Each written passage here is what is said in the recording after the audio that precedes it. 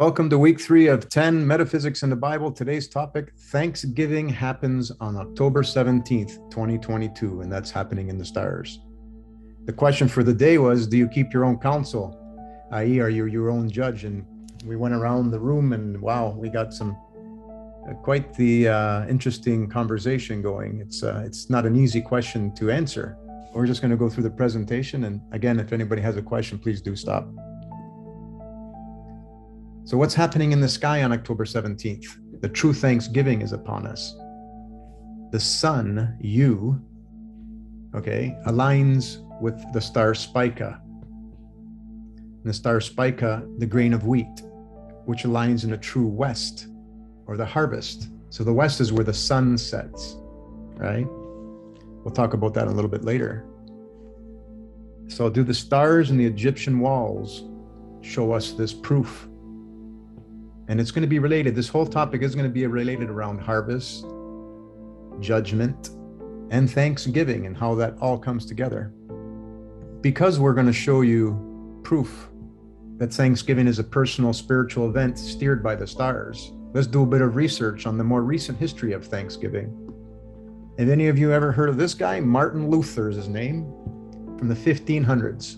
Prayers of thanks and special Thanksgiving ceremonies are common amongst the religions after harvest and other times.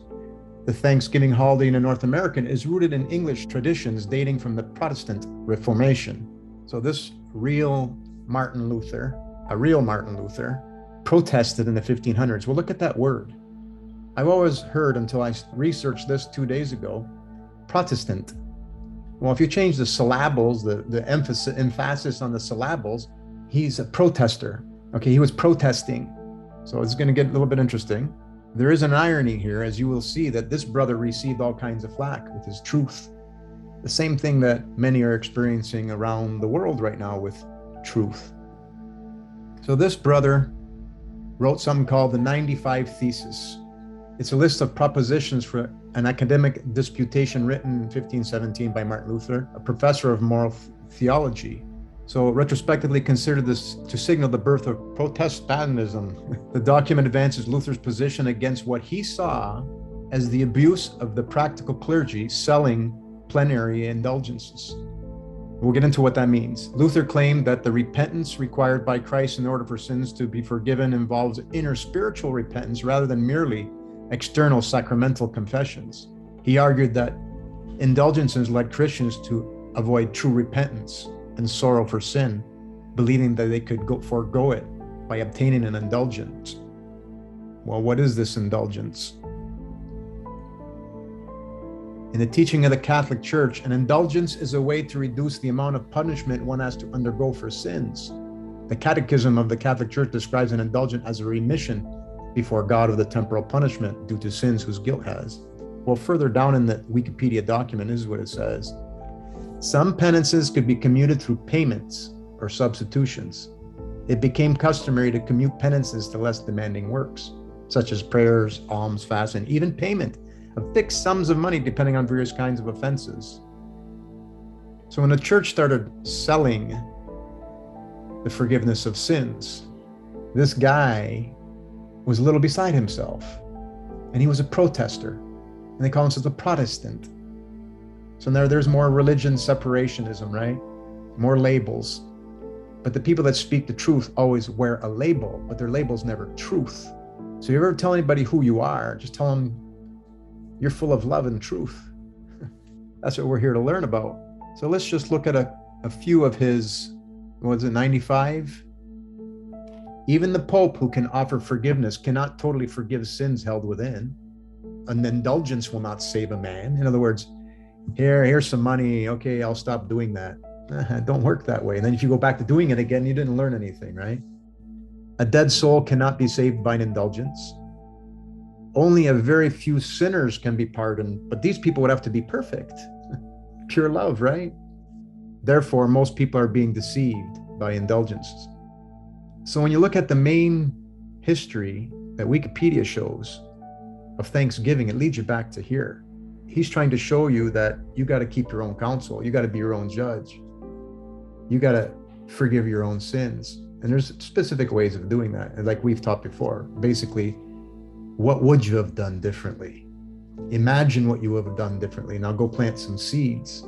So you're recreating the image. You've learned your lesson. You're vibrating the waters to dampen the old waters that you vibrated that weren't good. You can't pay money. You can't pay anything, but you can plant seeds of love.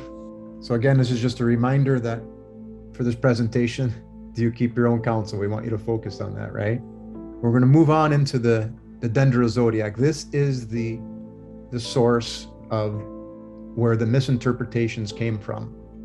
This is the truth.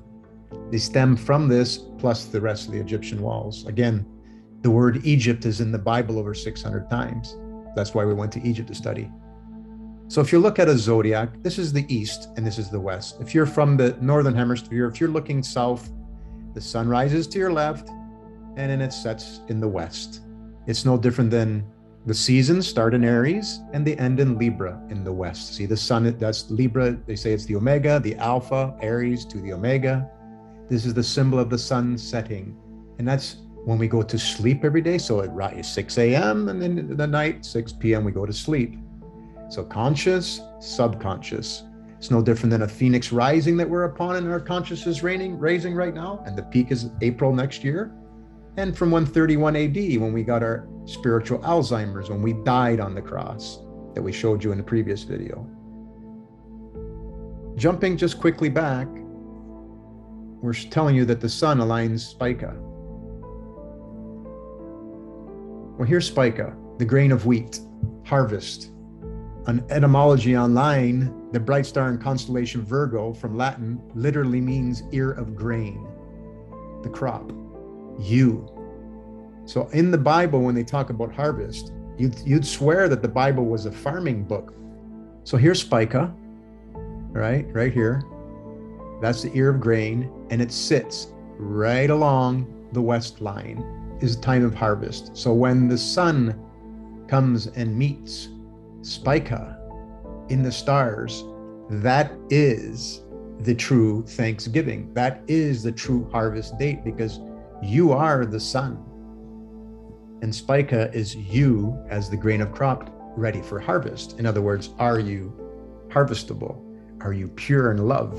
And again, this happens on October 17th, 2022. Now, also you see here the scythe.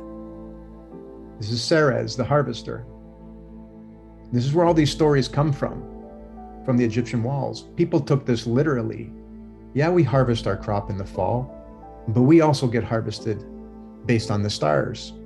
When I say harvested, I mean it's our conscious and our subconscious, our love and our lack of love. That's what's important. Hence why you see Mother Mary sitting here on the throne and having a little discussion with you as you come to sleep in your dreams, as you lose your consciousness every 2,000 years, as we learn till we become pure and either get off the wheel or stay on, but be loving. It's up to you, you're infinite. And that's what the Egyptians taught. So the Thanksgiving is about honoring the divine feminine within. We're to give thanks by showing respect to the inner divine love. How do you do that? Meet everything with love. Every living being is your brother, is your sister. Libra means this. People think Libra means balance. It does, but what are they balancing? Well, the Egyptians teach you they're balancing your heart as it is against a feather. I mean, we'll talk a little bit more about that in another slide. It's okay if you don't follow this, just know that if you use your heart, you will feel the difference. The heart within is that divine self, is who we really are. We're not that being that you see in the mirror, like Jacob alluded to. That's a materialism hold that we have. We're spirit, we're infinite, and we can come back as many times as we want. As a matter of fact, if we're not good, we have to come back to it, because you can't enter spirit world. There's no such thing as a not good spirit. There's not good vibrations in the waters that we're currently in, but there's no such thing as a not good spirit. It's impossible. It's physically impossible. So metaphysically, it's impossible, because the two are the same. Okay, so let's look in the Bible. Remember, etymology for the word Lord, we proved it, is ruling goddess or divine feminine. Ruling goddess sounds a little too harsh, but we'll keep it there. But it's the divine feminine, it's pure love, because it rules us. Love rules us. So the book of Ezra, chapter 3, verse 11, with praise and thanksgiving, they sang to the ruling goddess. She is good. her love toward Israel. Now, the word Israel means Isis and Ra, the mother and the son, the daughter, the you. So her love towards you endures forever.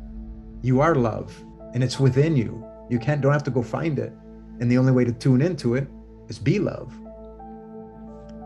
And all the people gave great shout and praise to the ruling goddess, because the foundation of the house of the ruling goddess was laid.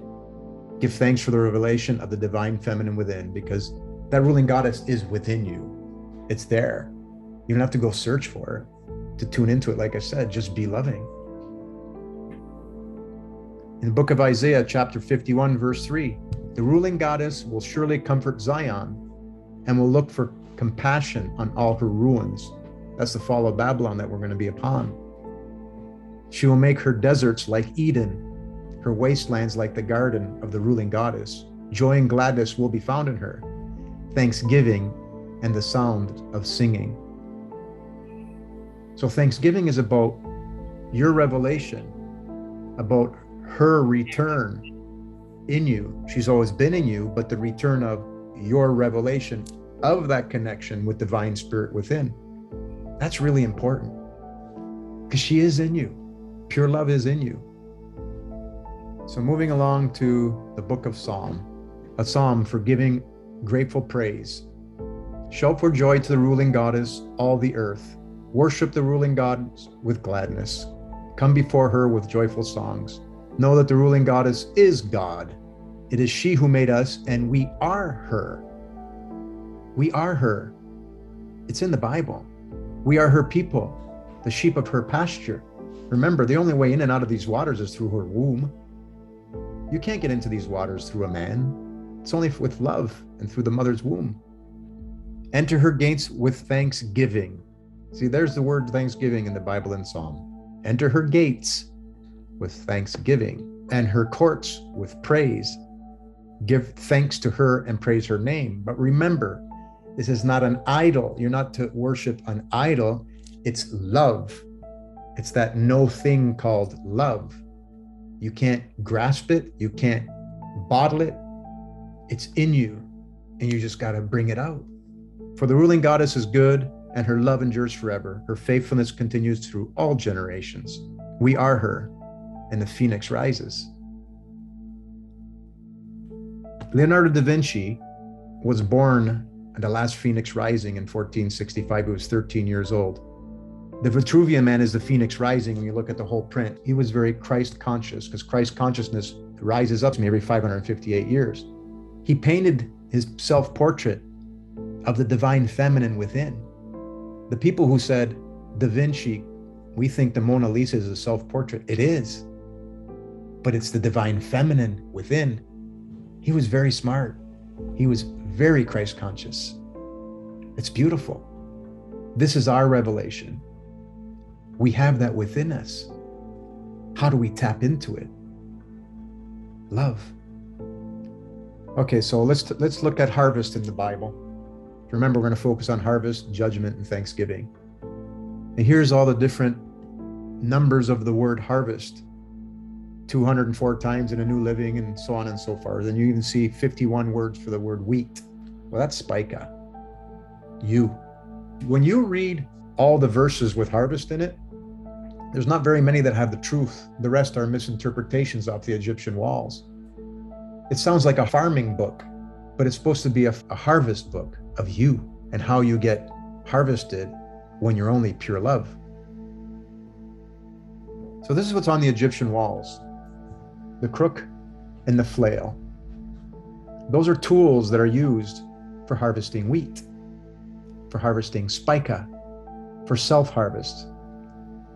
They show those not to be literal. They show those that in order for you to understand how to self-harvest, it's a metaphor. You got to harvest your own grain. Do you see this white thing on his head you'll see on the Egyptian walls? They call that Upper and Lower Egypt, but Abdul Hakim Awyan teaches us that no. That represents the womb of the mother. Nobody walked around with a womb on their head, don't take it literal. But this is showing the respect that a man has, that he knows where he's come from. He's come from the divine. He's come from the woman's waters, from the womb. So when you see that on their head, it's respect for the divine feminine. That's what that is. Unfortunately, academia, God bless them, they've got so much that they share, and it's beautiful for us that we can now go and look at it, but they misinterpreted it. And I wish Brother Hakeem was still alive with us, because he left us with a few good gems though. So that's the crook and flail. Is the crook and flail in the Bible? Somebody asked that, right? Absolutely. In Leviticus 8:8, then Moses placed the chess piece on Aaron and set the Urim crook and the Thummim flail into the chess piece. This brother here, he did the whole study on proving to you that the Urim is the crook and the Thummim is the flail. And there's the chess piece, and you can see it's crossing the heart. It's about harvesting our heart. It's about harvesting the divine feminine within. The unmanifest is the seed. The seed has the power. Doesn't an oak tree yield the acorn? It's the power. The unmanifest is the power. And that's what we got to learn. So let's do a little mini recap.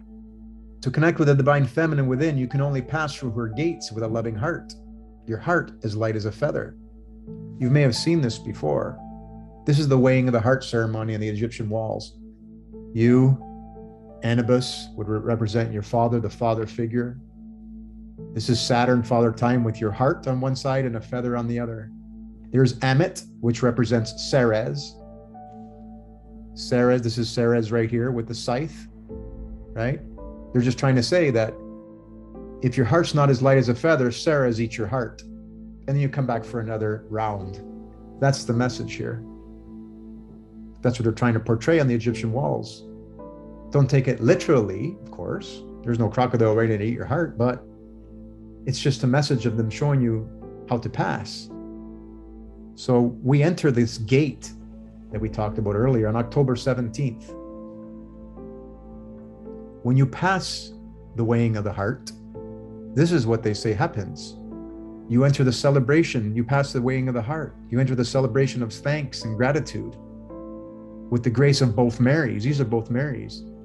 Virgin Mary and Mary Magdalene. He's been bestowed with the crook and the flail. It's like a graduation.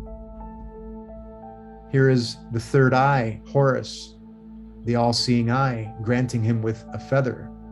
He's passed. It looks like kind of like a golden feather. He's passing. He sits on a throne. This is where people take things literal. Kings and queens on a throne. No, no, no, no, no. You're in charge of your life. You keep your own counsel everywhere you walk. All doors will open. No one will judge you. We'll get into that. So this means Horus is now at a point where he needs to go and help others harvest. Go around, tell them the truth. You're infinite. You have the divine feminine within. You need to be loving. Show love. Sister Joan said, I had to show love, and it worked. She held her own counsel. However that meant to her, she won that one. Her heart was as light as a feather. She passed. So thank you for sharing that with us, Joan. That's so beautiful. And you look 45 to me. So that's what the weighing of the heart means about. So this is really what Thanksgiving is about. So let's look in the Bible. Yep. Well, what do you think those four were on the left of like the flower coming up out of the... Yeah, so out of the lotus here, these four here, I'm still researching that, and anybody wants to help research what's on the Egyptian walls is what we're here to do. We've left those breadcrumbs for us. We left them for us to remember when we come out of our Alzheimer's. So the best I can think of, these are the four royal stars. The four children, which means what you bring out, those are your children. Beautiful.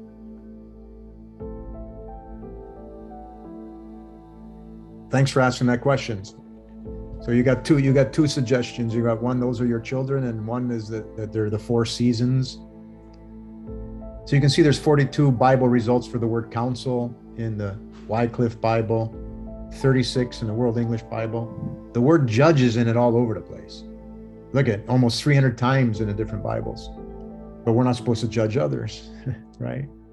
Okay, in the Bible, in the book of Jeremiah, chapter 51, verse 33, this is what the ruling goddess of the heavens' armies, the goddess of Israel, remember Isis and Ra, says, Babylon is like wheat on a threshing floor, about to be trampled. In just a little while, her harvest will begin.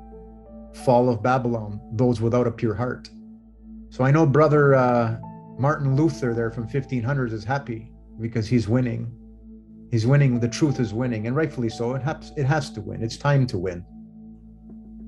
In book 1 Corinthians, verse 31, but if we judged ourselves, we would not be judged. So there it is right there. If you judge yourself, you will not be judged. Because if you're pure of heart, no one will judge you, right?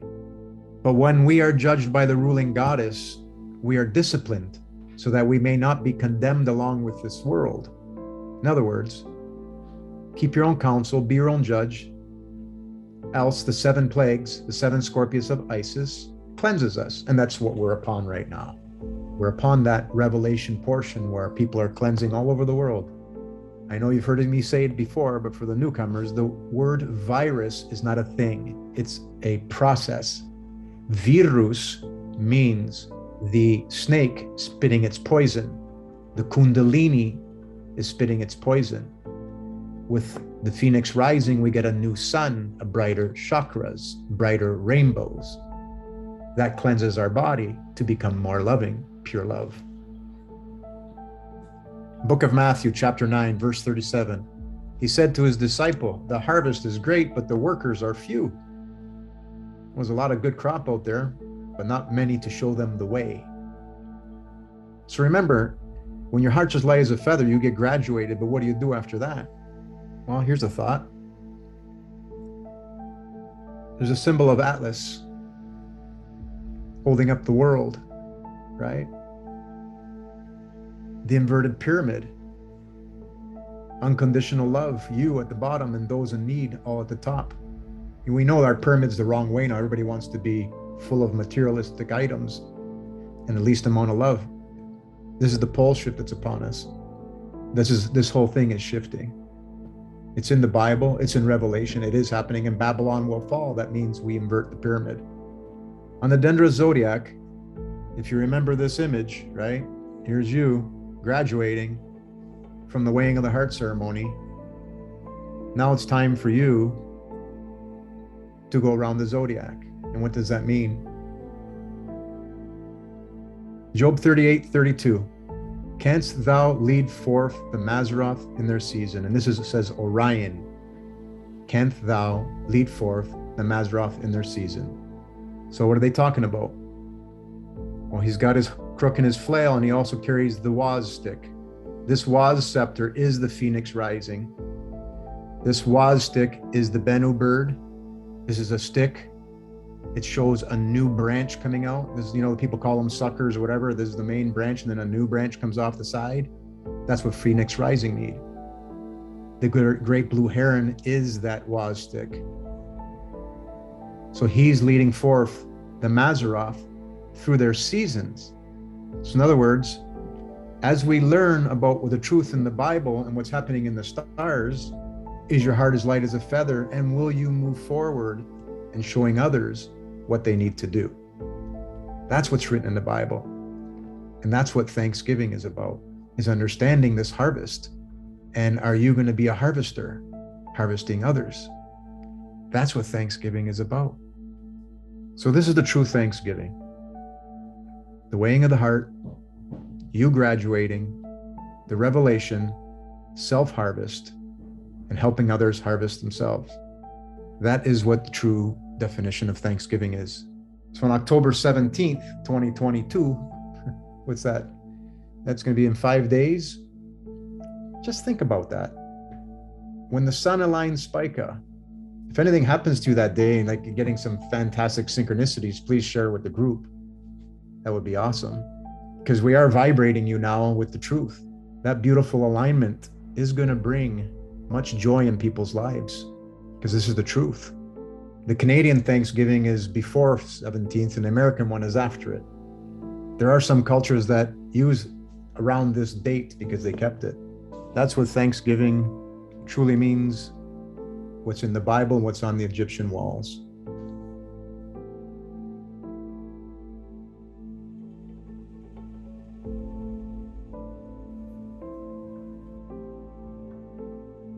It's invigorating how the mother's love is an attraction. Look at this divine timing. This happened during editing. On October 17th, Eris is also on the Phoenix rising position. She aligns 0 point Aries, or Arise. This is at the exact same time that the Sun and Spica align on October 17th. This is crazy. This is beautiful. She is exactly across from you on the start of the weighing of the heart. The Sun, Ra, you are taking the last 6-month walk to meet with her on the Phoenix rising on April 15th, 2023. It makes perfect sense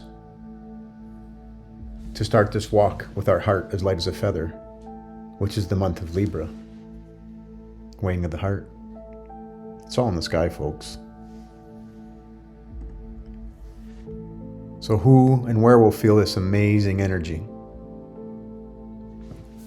It may not be obvious, but it will depend on one's natal chart. But also geographically, this will be at the following locations. Mary will be at high noon for those along the 120 West line, which is the west portion of North America. And then crossing into Russia, Afghanistan, etc. Those people at noon will see Spica align with the Sun. So that this whole energy line will happen on October the 17th. What will that bring? I hope you can tell us. What do you see? What do you experience? Weighing of the hearts? Helping others? It's awesome. And then the locations that will see Eris rise in the east, or Spica and the Sun rise in the east, which is really important. Another important energy will be New Zealand, east portion of Russia, and then crossing over into Iceland and Ireland, and then the west portion of Africa where the Rishat structure is. You know, where they're assuming that this might be the lost city of Atlantis from Plato's writings. What will you experience? Please share. Like Sister Joan shared her test, and she passed. Another synchronicity about October 17th. 2 years ago, my wife Kathy spotted a star in the daytime sky. It was crazy beautiful. She pointed it out to me. It took me a while to focus into it, but then I saw it. And it was moving just like the stars process in the sky, the daytime sky. Took some pictures, but it did not show up on our iPhone. So that's October 17th, 2 years ago. So we're heading to October 17th. In history, it's known that new stars have appeared again and again. It was in 125 BC that a star so bright as to be seen in the daytime suddenly appeared. It was this that caused Hippocrates to draw up his catalog of stars, which was handed down to us by Ptolemy. And that's from the document, The Witness of the Stars. So will we see a star in the daytime again?